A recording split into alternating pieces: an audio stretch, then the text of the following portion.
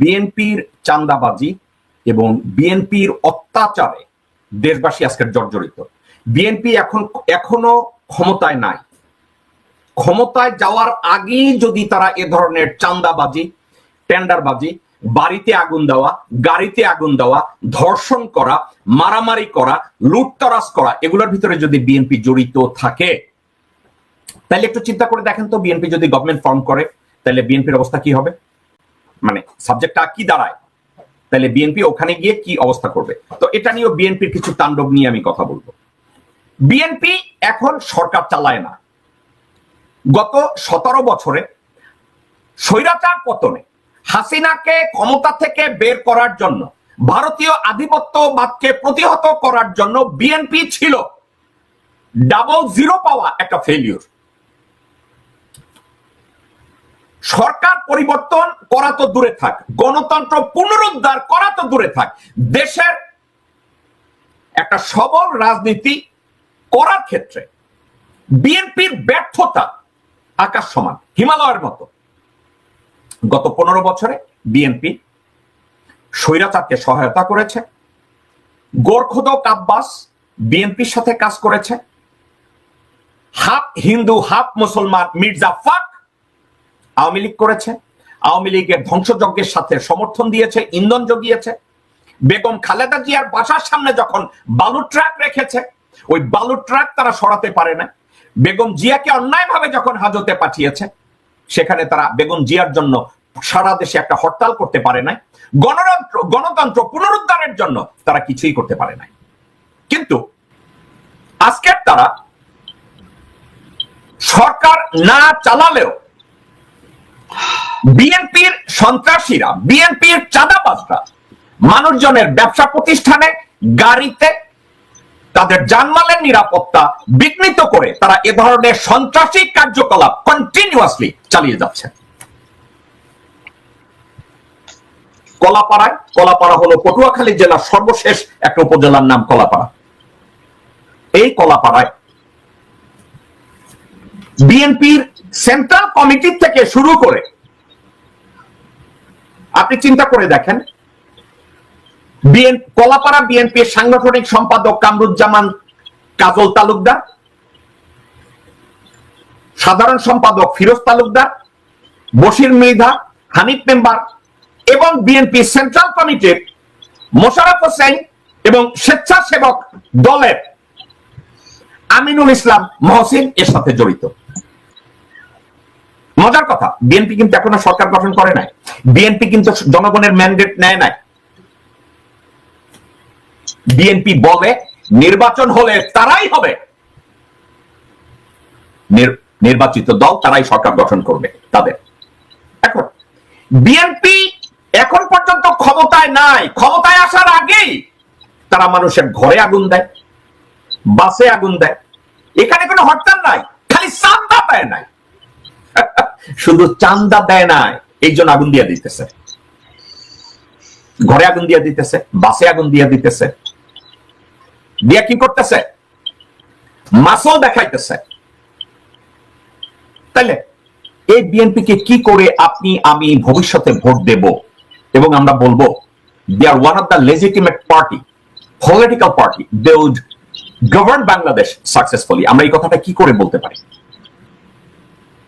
আওয়ামী লীগ ক্ষমতায় যাওয়ার আগে লগি বৈঠা দিয়া মানুষ মারছে, আর বিএনপি ক্ষমতায় যাওয়ার আগেই চাঁদা না দেওয়ার জন্য ঘরে আগুন দেয়, গাড়িতে আগুন দেয়, ব্যবসা প্রতিষ্ঠানে আগুন দেয়। অ্যাডভোকেট কাজী আব্দুল্লাহ আল মামুন ক্ষমতায় থাকলে স্বৈরাচার হয়, কিন্তু বিএনপির এই তৎপরতাটাকে আপনি কিভাবে দেখেন? ধন্যবাদ জাগো মিটন ভাই। এটা আসলে আমরা তো খুব তাড়াতাড়ি ভুলে যাই অতীত ঘটনাগুলো। বিএনপিতে তো আমরা দেখেছি, যখন তারা ক্ষমতায় থাকে তখন এক ধরনের আচরণ হয়, আবার যখন ক্ষমতা বাইরে যায় এক ধরনের আচরণ হয়। আওয়ামী লীগেরও তাই। এই দুইটা পার্টি যখন এই পরিবারতান্ত্রিক ভাবে একই সিস্টেমে এই মাফিয়াতান্ত্রিক নির্বাচন, অর্থস্ত্র নিয়ন্ত্রিত এবং এই ভোট কেন্দ্র দখল নিয়ে যে মানুষ দেখেছে মার্কা কেনা বেচা, তো তারা ধরেই নিতে পারে যে এখন আওয়ামী লীগ নাই, এক ধরনের নিষিদ্ধ ঘোষণা প্রজ্ঞাপ্ত হয়েছে যে তারা অ্যাক্টিভিস্ট করতে পারবে না। কিন্তু এই লোকগুলো আছে। এখন বিএনপি যেমন ভারত বিরোধীর নামে ক্ষমতায় যে ওই ভারত প্রীতির পরিচয় দেয়, এটা মানুষ অভ্যস্ত। কিন্তু জনগণের যে সংগঠিত শক্তি, যেটা নাকি আমরা দেখেছি জুলাই আগস্টের মধ্য দিয়ে, তখন না কিন্তু বিএনপিকে তারা রিজেক্ট করেছিল, জামাতকে রিজেক্ট করেছিল, এছাড়া যত রাজনৈতিক দলগুলো ছিল। এই কারণে আন্দোলন হয় নাই। কিন্তু সাধারণ ছাত্ররা যখন এই বৈষম্য আন্দোলন করলো, পরবর্তীতে সাধারণ জনগণ এটার সাথে সম্পৃক্ত হলো, নিপীড়নের বিরুদ্ধে আবু সাইদের জেনারেশন দাঁড়ায় গেল, তখন কিন্তু দল থাকে নাই, নেতৃত্ব থাকে নাই, সেখানেও বিএনপির কোনো ভূমিকা ছিল না। পরবর্তীতে আপনার যখন আমরা দেখলাম কাশিম বাজারের কুটির মতো ক্যান্টনমেন্টে জন ওয়াকারের নেতৃত্বে এই বিএনপি, গং এবং আমাদের নেতৃবৃন্দ তারা সবাই যখন আলোচনায় গেল, তখনই আমরা বলেছি এটা আন্দোলন বেহাত হয়ে গেছে। যার কারণে এখন ভারত নির্দেশিত সমস্ত করা কার্যকলাপ করছে, যে যত দিন যাবে বিএনপি কে জনগণের মুখোমুখি দাঁড় করানো হবে।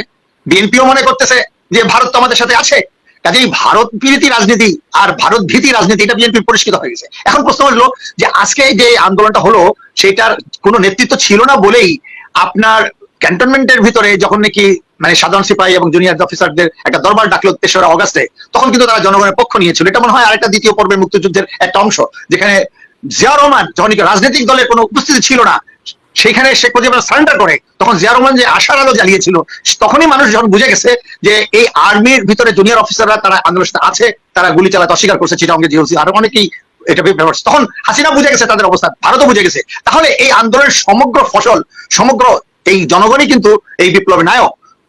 তাহলে ব্যাপারটি এখন বিএনপি কে নিয়ে যদি দিল্লি ওই কার্ড খেলে, জামাতকে নিয়ে কার্ড খেলে, জনগণ বিভ্রান্ত হবে। কাজে জনগণ এখন ডক্টর ইউনূসকে ছাত্রদের পক্ষ থেকে বিশেষ অবস্থায় প্রস্তাব করেছে। ডক্টর ইউনূসকে নিয়ে আপনি অনেক আগেই প্রস্তাব করেছিলেন। 111 সময় অনেকেই জানে যে উনাকে মানে 2 দিন অপেক্ষা করেছিল মহিন্দ্রা, উনি হয় নাই। মানুষ তার সঙ্গে ধারণা করেছে যে এই একটা ব্যক্তি যার কোনো লোভ সংগঠন নাই। কাজে বিশেষ অবস্থায় সেখানে জনগণ তৈরি, জনগণ অ্যাডভান্স হয়ে গেছে, কোনো নেতা নাই। যেরকম শেখ মুজিব জনগণকে মৃত্যুরঙ্গ ফেলে দিয়ে সে সারেন্ডার করছে। মাওলানা ভাসানী মনে করছিলেন যে ভারতের হয়ে লন্ডনে এসে প্রবাসী বিপ্লব সরকার ঘোষণা করবে, কিন্তু সেই সুযোগ হয় নাই, তাকে গ্রেফতার করেছে। আজকে সেই একই অবস্থা। কিন্তু জনগণ কখনো ভুল করে না। এখন বিএনপি যদি মনে করে যে আবার ভারত, আবার ওয়াকার গঙ্গা তাকে ক্ষমতায় বসাবে, এটা ভুল ধারণা। এখনো শোনা যায় বাতাসে, আমরা বলি যে বাতাসে বারুদের গন্ধ পাওয়া যাচ্ছে। যে কোনো দিন আপনার ওয়াকার নাকি আবার সামরিক সরকার, আনুষ্ঠানিকভাবে সামরিক সরকার ঘোষণা করবে, যদিও সেই সেই সেই দুরাশা যেন তারা না করে। জনগণ বুঝে গেছে যে এখন ভয়কে জয় করে জনগণ আগায় যাবে। কাজে বিএনপি কে বোঝা উচিত যে বিএনপি কে যে ওয়াকার যে কোনো বাধা সৃষ্টি করতেছে না, বরঞ্চ শোনা যায় যে আর্মির যে মিনিস্টার পাওয়ার আবার রিনিউ করেছে, কিন্তু কার্যত কোনো ফাংশন করছে না। অর্থাৎ 9 মাস হয়ে গেছে, সেখানে তারা বিএনপি কে দেখাচ্ছে দেখো ব্যর্থ রাষ্ট্র। ওকে, মামুন ভাই, আপনি 2টা বিষয় টেনেছেন। 2টা বিষয়ের একটা বিষয় আপনি বলেছেন যে ডক্টর মোহাম্মদ ইউনূসকে আমি আমেরিকান স্টেট ডিপার্টমেন্টে আমি বলেছিলাম যে ডক্টর মোহাম্মদ ইউনূস যদি বাংলাদেশের ক্ষমতায় আসে, বাংলাদেশিরা ভোট দেওয়ার অধিকার ফিরে পাবে, বাংলাদেশকে রিবিল্ড করতে পারবে। আমি ওই স্টেট ডিপার্টমেন্টের ভিডিওটা আমি একটু আপনাদেরকে দেখাতে চাই, 1 মিনিটের একটা video. Okay, Matt, last thing I would like to discuss. Secretary Blinken, he is visiting South Asia. He is concerned, he is very much showing solidarity with the people of South Asia, and that is really very good thing for the Asian people. Now, to protect America's national interest in Bangladesh, people views if there is a caretaker government under the leadership of Dr. Mohammed Yunus with the strong ties with US government and European Union, Bangladeshi people may have their right back to cast their vote, and they would like to see the peaceful society in the country. I know America is aware and concerned, but awareness and concern did not stop. Thousands of people are getting killed, thousands are getting disappearing from their house. Is there anything else that people can expect from America? So we will continue to make our concerns clear, and we will continue to speak with our partners in the international community about concerns that we have. But when it comes to, that's not so much the premises of your question, but is somewhat a point that you raised, as opposed to alternative leadership in Bangladesh, that ultimately is a question for the